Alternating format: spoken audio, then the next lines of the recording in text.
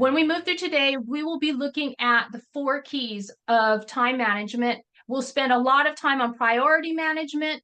We will move into weekly planning. We will concentrate on daily planning. And then before you leave today, you will determine what next steps you would like to take, because there is no cookie cutter approach for time management. There are important philosophies, but each one of you will decide how you want to apply those philosophies. Related to planning, relating to how your day goes with time management, what type of goal do you have for today? Go ahead and share that in the chat box. Procrastination when overwhelmed. Darlene, even though I will not specifically mention procrastination, everything that we do today helps with that. I'd like to find a better organizational tool to keep all my projects and meetings in one easily accessible location. Thank you, Nikki, for sharing that. Vicki, I want to be better in handling distractions.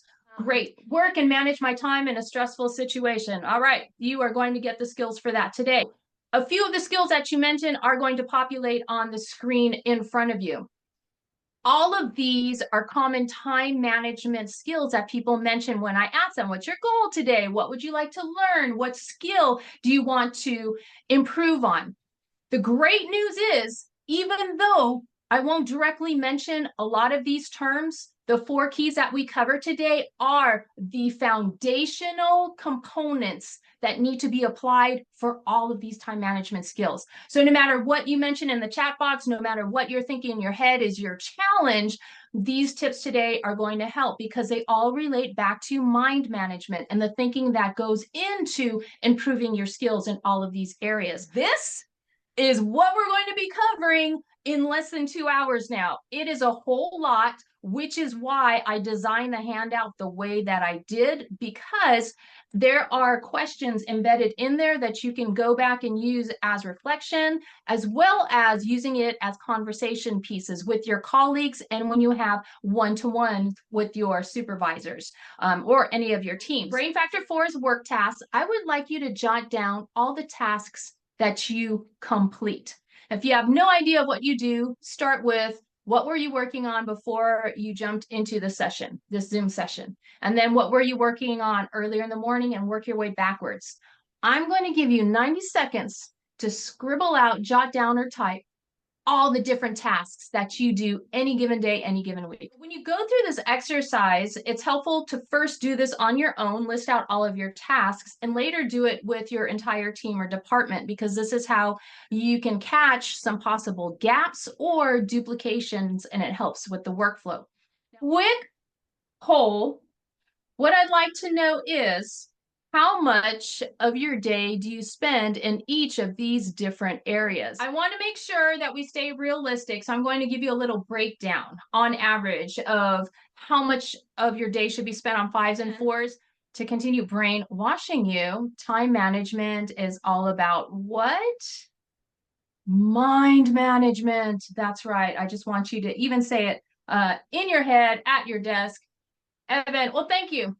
Not everybody realizes that these brain factors are great info until later. So the fact that you can recognize that during the session is great. It doesn't hit most people until the end of the first day, beginning of the next day after the session, when they realize, oh, there's a pattern, and they realize they can be more in control. In our beloved chat box, I would like you to share, if you wish, what do you know about time blocking?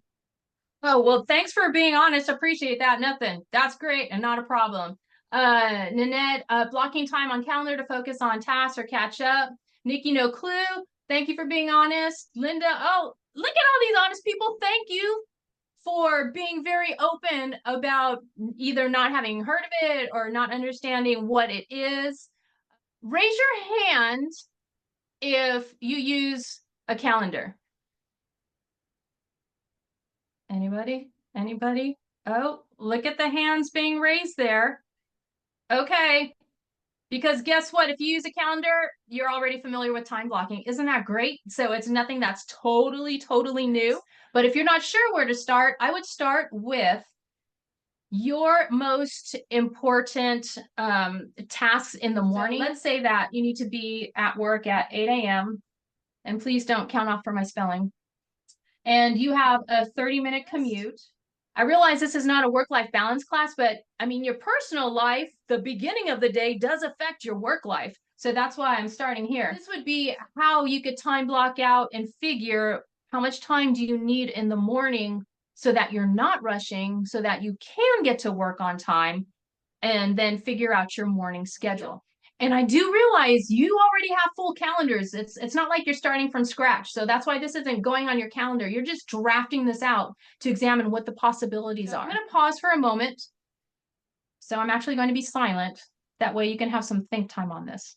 Just to reflect in this moment based on the thoughts that are going through your mind, because this is going to help you build out your weekly planning on an even better level. I will ask for volunteers in just a little bit to share observations and also to ask questions. But I first wanted to start with Nikki, because when I popped into that breakout room, there was some good conversation going on. So Nikki, would you mind giving us a little summary of what you talked about and then bring up the one tool question? And I feel like I've kind of got the flow down. So I did some pretty decent time blocking, I feel like, based on how I currently manage my time.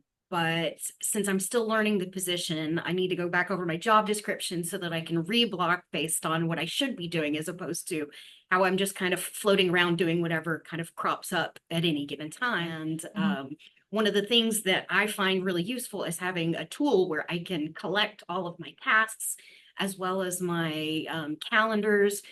I have notepads, I have whiteboards, I have a desk calendar, I have my online calendar, I have a organizer that I forget to fill out. So I have all these different tools that I'm trying to use to manage my time as effectively as possible.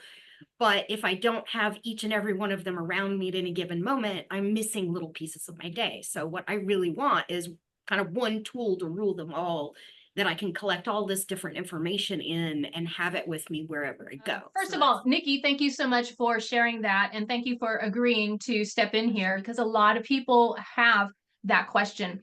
So there are some platforms that can do all of that, but the keyword is platform. It means everything is integrated, because you were specifying that you basically want everything to talk to each other instead of having all of these separate tools that are being used. Think about it. We started really broad with the brain factors and the information your brain needs, and started to narrow it down into time blocking.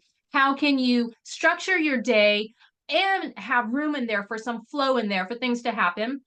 And then narrowing it even more to the daily planning. At this time, I would like you to take out your calendars if you'd like to play along, because I'm going to walk you through some daily planning that you can do, because this is the kind of daily planning you can think about doing at the end of each day. It helps shape your next day. Even though this plan might need a change based on requests that come in, you at least have the start of a plan. And as we wind down this session, I would like to brainwash you one more time in that time management is all about what? Mind management, because your brain decides how you're going to use your time throughout the day. People usually ask me at the end of a session, what are the actions that I think people should implement first? It kind of depends on where you are. So this is not a precise order, but what I'm listing on the screen are the top actions I would recommend to anybody without knowing more information about them. It's doing the 3+3, making sure you utilize your time estimations, triaging 5, 4, 3, 2, or 1.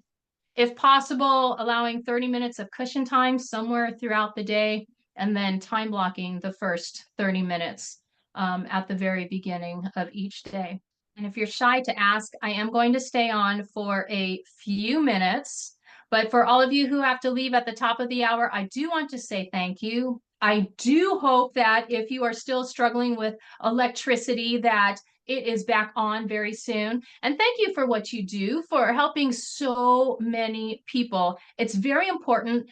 Your clients would be lost without you. And that's why I'm very passionate about helping people with their time, because it helps you in a much less stressed way do all the help that you do and give the help that you do to others. So thank you for being here today.